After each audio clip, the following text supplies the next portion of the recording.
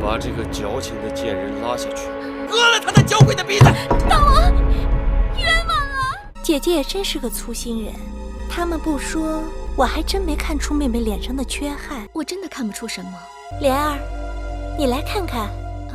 在莲儿看，夫人的确是花容月貌，只是这鼻子有一点点什么歪。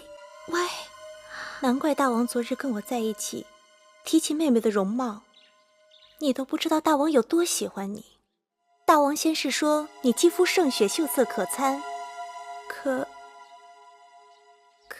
后来大王又说，端详你久了，总觉得有那么一点点缺憾。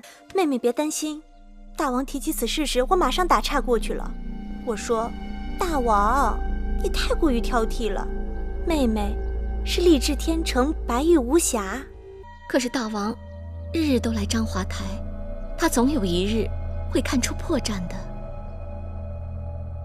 这兵来将挡，水来土掩。妹妹请看，这样如何？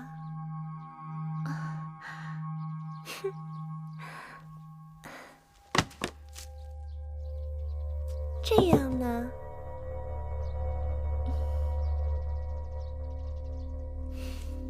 或者是这样？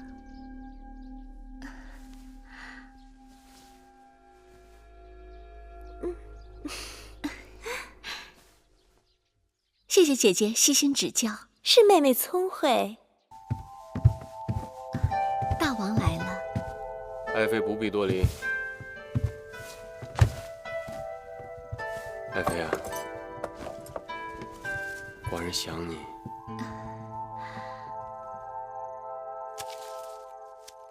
爱妃，你可知道，这是寡人有生以来第一次摘花给一个女子。谢谢大王。嘘，爱妃啊，今日屋里的灯光为何如此昏暗呢？今晚月光好，如果屋里太明亮了，反而辜负了月亮的皎洁，对吗，大王？爱妃果然好情趣啊！爱妃，寡人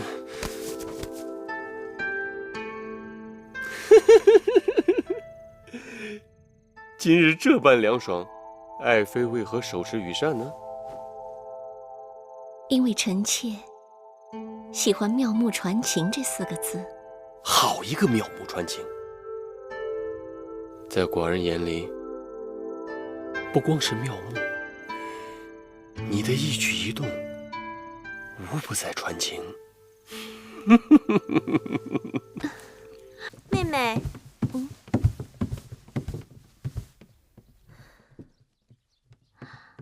天已黄昏，你是否觉得这店里有些昏暗呢？姐姐的意思是，平日里我劝你与大王单独相处时灯光要幽暗，那是为了让大王只看到你曼妙的身材，而忽略了你的缺憾。可今日是盛宴，灯光过暗，一是不吉利，二是坏了气氛。那可怎么办？我想，何不把那9尾天湖灯拿来，放到妹妹身后高处？灯下黑的道理，妹妹是懂的吧？既照亮了大殿，又照不到妹妹，你觉得这主意如何？姐姐好聪明，我这就进去把9尾天湖灯拿出来。妹妹快去，别耽误了时辰。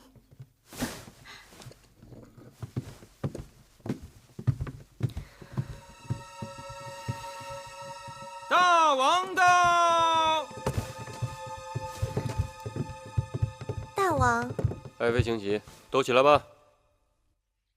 今日寿星何在啊？臣妾不好说。美人病了？美人妹妹没病，只是回去取九尾天狐灯了。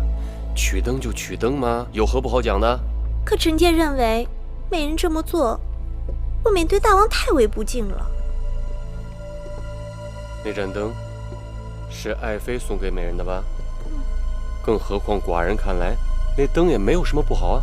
正因为好，所以才被妹妹再三讨要，我不得不给她。竟是她向你抢索的？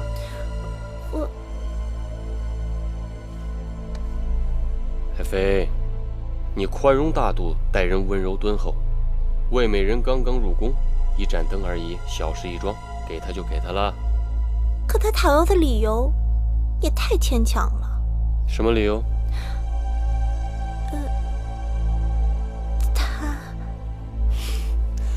爱妃一向心直口快，今日为何这般吞吞吐吐？有寡人在这儿，但说无妨。爱妃，他说他要用这盏灯去除异味。大王，你弄疼臣妾了。他当真是这么说的？请大王息怒。臣妾喜欢“妙语传情”这4个字。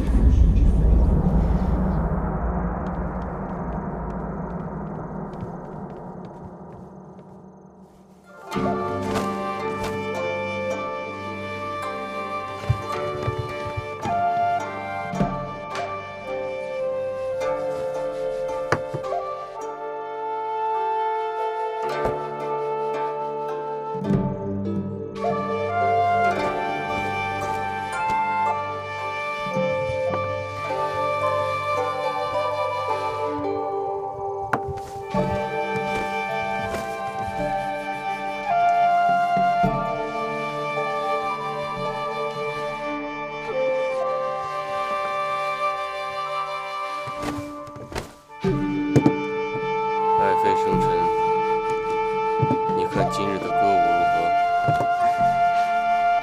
好极了。你为何总是遮着你的面孔？寡人听不清你在说什么。臣妾说，轻歌曼舞，婀娜多姿，真是好极了。今夜清冷，你那扇子该收了吧？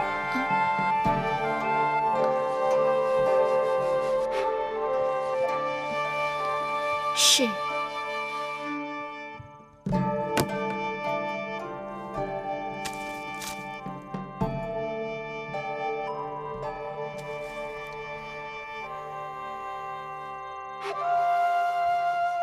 今日的菜肴不合爱妃的胃口？不，南后姐姐特意让御厨精心准备，菜肴美味可口。那是酒不好喽？不是。那寡人为何见你菜未吃一口，酒未喝一樽呢？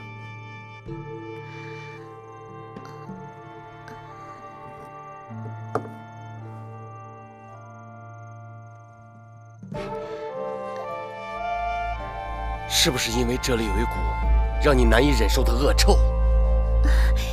大王说笑了。那你为何遮遮掩掩？大王，到这个时候，你还敢捂住你的鼻子？来人！大王，把这个矫情的贱人拉下去，割了他那娇贵的鼻子！大王，冤枉啊！大王，大王，大王冤枉啊！大王，冤枉啊！大王，大王。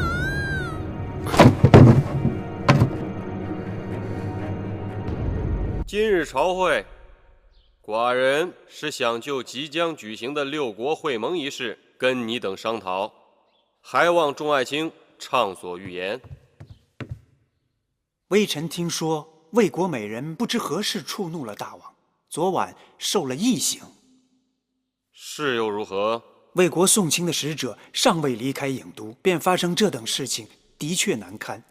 楚魏联盟由此可能破裂。魏国使者准备就此事递交国书，要求说明缘由，并且道歉。哼！大王，魏王的颜面的确因此而受到羞辱，大王不妨给他们一些安抚。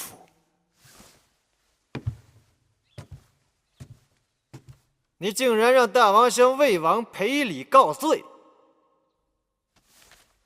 臣以为屈作图打着合纵的幌子，让我大楚包羞忍辱，置大王的尊严于沟渠。一个美人只是割了鼻子，又不是掉了脑袋，道什么歉呢？大王，此事关系重大。够了！寡人对这个魏美人已经仁至义尽。再者说，这魏美人的事是寡人后宫的家事，与你何干啊？与你们何干？与魏国何干？与河东何干？退朝！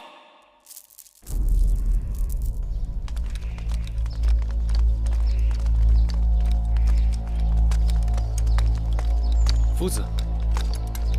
啊，子歇呀。弟子在此恭候夫子多时，何必在这儿等？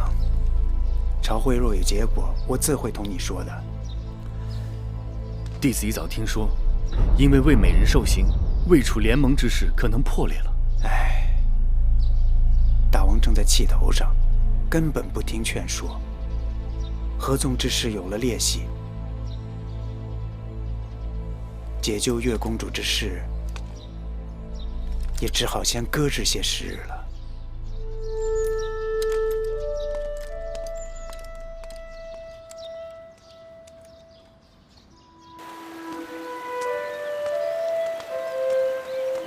姑姑，桓公子来的正好，已经有月儿的下落了，说是关在宫外的月华台。我现在就去求舒公主想办法救她。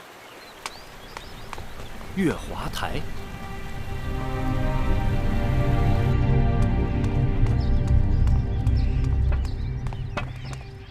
姑姑远生，敢问来找谁？有何事？我是魁姑云梦台的，有要紧的事要求见舒公主。姑姑真不巧，我们舒公主正在午睡。那我等等。这里是高堂台，不是云梦台，你还是走吧。可我真的有非常要紧的事。此刻让你走还是客气的，惊动了威后，只怕你我担待不起。我求求你了，我求求你们了，少啰嗦，你就走吧。我求求你们了，走走，好大的胆子！你们敢做我的主了？公主恕罪。魁姑姑，月儿到底怎样了？有人在月华台见着她了，说是病得很厉害。虽然现在无人给她定罪，但也没人给她释罪，所以根本不给她拍太医，只是由着她去死。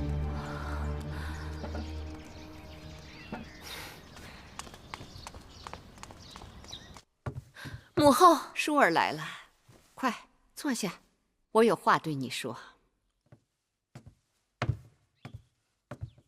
今日我让大祭司为你的婚事占了一卜，离下镇上迎虚之象，大祭司说是少见的姻缘奇卦，日后成亲，你和你的夫婿将成为人人羡慕的神仙眷侣。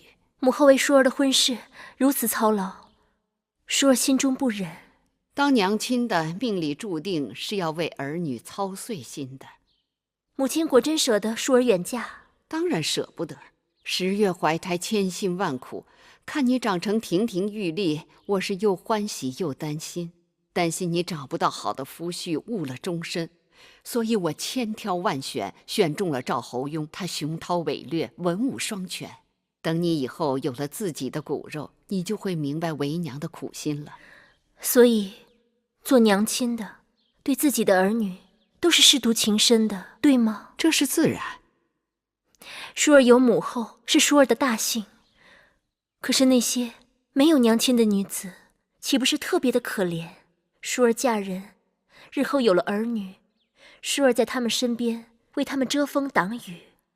可万一万一有一日舒儿不在了，儿女们无依无靠，只能任凭他人宰割欺凌。舒儿一想到如此情景，心中凄然。舒儿此言何意？